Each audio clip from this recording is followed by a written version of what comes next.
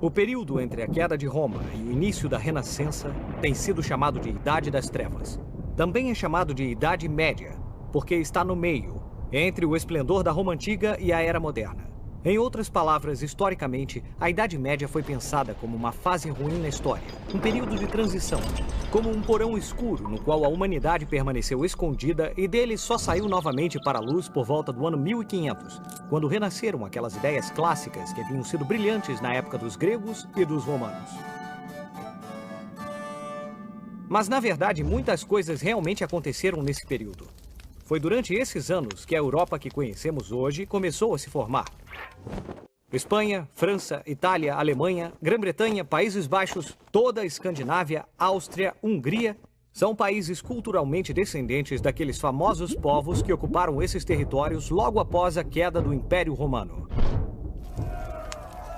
Durante os 10 séculos de Idade Média, esses povos criaram reinos e deram forma à Europa que hoje conhecemos. Era o início da cultura ocidental moderna. Os francos. Por volta do século V d.C., povos germânicos da Europa Central ameaçavam a estabilidade do Império Romano. Vocês lembram? Ah, sim, claro que a gente lembra. Muito bem, Pipo. Então, você lembra que foram grupos de povos germânicos que invadiram e destruíram Roma?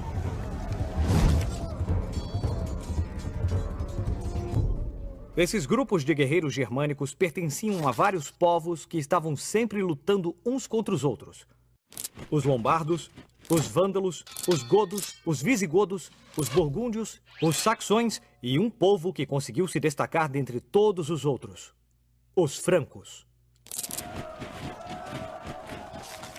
Esses homens fortes e muito guerreiros vinham de terras próximas ao rio Reno, na atual Alemanha.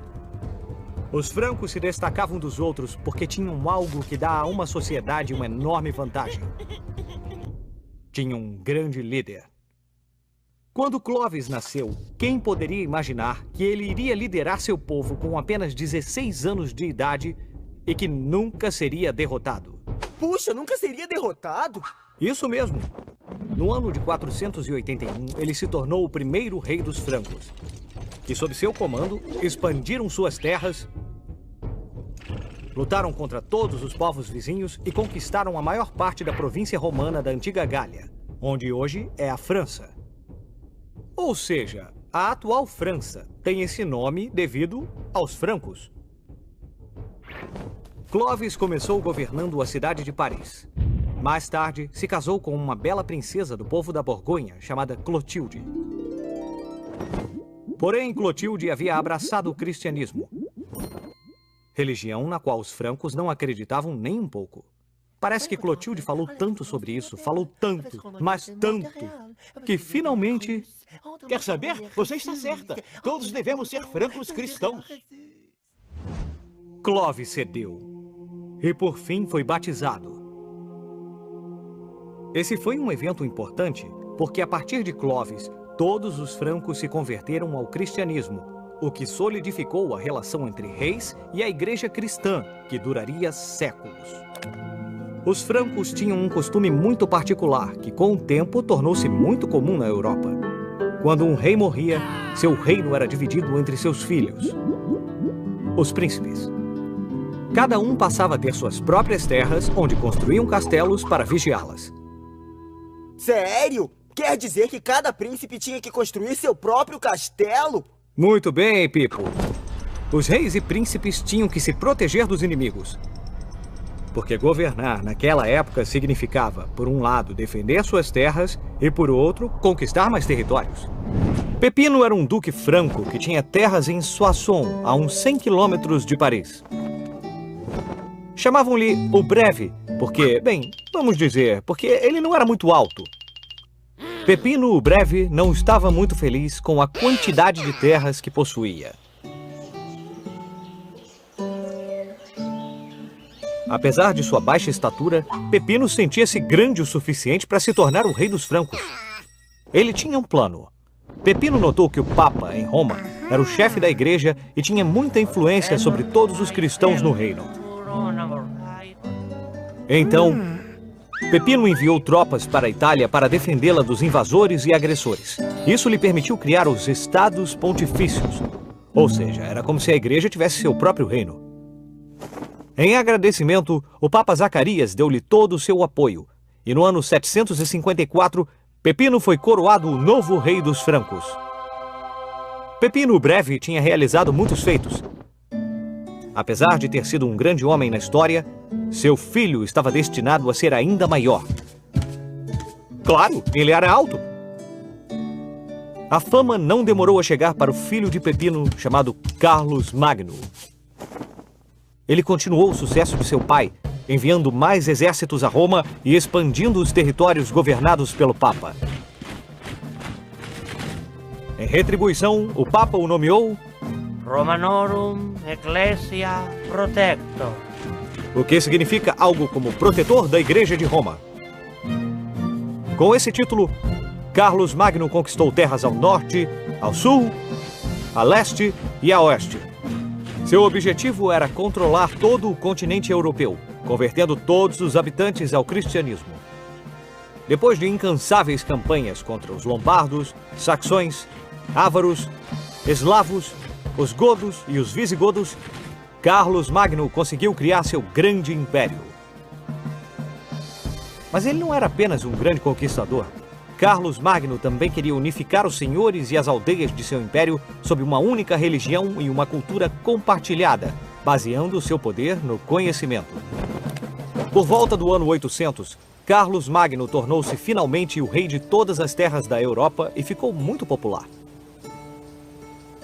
O reino criado por Carlos Magno era muito extenso e ficou conhecido como Império Carolíngio. Apesar de ser um governante inteligente e poderoso, Carlos Magno nunca tinha ido à escola. Ele passou sua infância aprendendo a lutar e a conquistar territórios. Na verdade, naquele tempo era tudo que qualquer nobre fazia. As ideias complexas ligadas à matemática, filosofia ou ciência eram consideradas uma enorme perda de tempo. Mas Carlos Magno queria saber mais sobre o mundo. Ele tinha sede de conhecimento, algo que não era muito comum naquele tempo. Ele teve a brilhante ideia de reunir sábios e poetas do mundo inteiro em sua corte, convidando-os a discutir questões como a importância de Deus para as origens do mundo e das estrelas. Ele até aprendeu latim, a língua dos antigos romanos, e ordenou que fosse ensinado em muitas igrejas e mosteiros em seu império. No entanto, escrever era muito difícil para Carlos Magno, talvez por causa de sua mão muito machucada pela espada de ferro pesada que havia segurado durante grande parte de sua vida. Por isso, esse trabalho foi deixado para os monges que documentaram todo o conhecimento universal como era ensinado nos mosteiros. Essa foi a origem das universidades, tal como as conhecemos hoje. 2 séculos depois de Carlos Magno, muitas universidades surgiram a partir desses mosteiros. Por exemplo, a Universidade de Bolonha, que foi fundada no ano 1088 e é a universidade mais antiga da Europa. Ou a Universidade de Oxford, onde o ensino começou logo depois, em 1096. Catedrais. A aliança entre Carlos Magno e o Papa era algo muito sério. O rei ordenou a construção de muitas igrejas e mosteiros em todo o seu império. No início, as igrejas românicas foram construídas com grandes tetos escuros em forma de abóbadas. A atmosfera de silêncio ajudava a acentuar a experiência religiosa. Mas essas igrejas foram construídas assim porque os arquitetos naquela época ainda não dominavam técnicas sofisticadas de construção. O principal objetivo era garantir que as estruturas não desmoronassem. Alguns séculos mais tarde, por volta do ano 1100, um novo estilo de catedrais começou a se desenvolver na Europa. Construções muito maiores foram erguidas. As janelas gigantes, decoradas com vitrais coloridos que exibiam belas e complexas imagens, deram a essas novas igrejas um ar de grandeza. Essas construções são conhecidas como as grandes catedrais góticas. Erguer essas catedrais só foi possível pela técnica de arcos que dividiam o peso da construção entre várias colunas. Isso permitiu que a enorme abóbada luminosa fosse sustentada por colunas muito finas, criando grandes alturas, o que dava aos visitantes uma sensação de espanto e admiração. A mudança do estilo românico para o gótico mostra como as pessoas da época estavam começando a pensar de forma diferente. Enquanto o românico estava arraigado ao chão, o gótico subiu aos céus, com suas altíssimas torres que chegavam bem perto de Deus. A coroação de Carlos Magno. No dia de Natal, no ano 800, Carlos Magno estava rezando na Basílica de São Pedro, em Roma. O Papa Leão III aproximou-se dele e, enquanto todo o seu povo se ajoelhou, sagrou Carlos Magno imperador do Império Romano Germânico. O grande reino de Carlos Magno foi transformado em um império.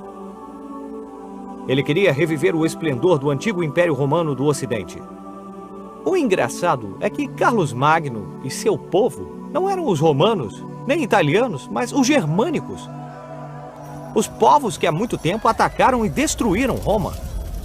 Pois é, mas a roda da história havia girado. Agora era um povo germânico que havia dominado grande parte da Europa e que queria unificar todos os povos em um único império. Líderes de todo o mundo prestaram homenagens a Carlos Magno. Por exemplo, o príncipe oriental muçulmano Harun al-Rashid, como se não bastasse enviar tesouros preciosos a Carlos Magno, mostrou seu respeito presenteando-o com um elefante. Um elefante? Cara, que presente maneiro! O Império de Carlos Magno tornou-se famoso graças à sua inteligência, sua força de vontade e seu espírito de liderança. Mas, infelizmente, como todas as conquistas foram realizadas apenas por ele, depois de sua morte, o grande império logo desapareceu. 14 anos após sua coroação, no ano 814, o império foi dividido entre seus 3 netos, que logo fundaram 3 reinos, o da Alemanha, o da França e o da Itália. As escolas criadas por Carlos Magno entraram em decadência e a arte da leitura e da escrita permaneceu restrita a alguns mosteiros. O Império Carolíngio, a grande obra de Carlos Magno, não durou muito tempo. E nos séculos seguintes, a Europa mergulhou em constantes guerras e invasões que impossibilitaram qualquer esforço de unidade e de crescimento comum. O sonho de Carlos Magno, com uma Europa unida, com objetivos e aspirações comuns, continua a ser um dos desejos dos países que compõem a Europa de hoje, 1200 anos depois.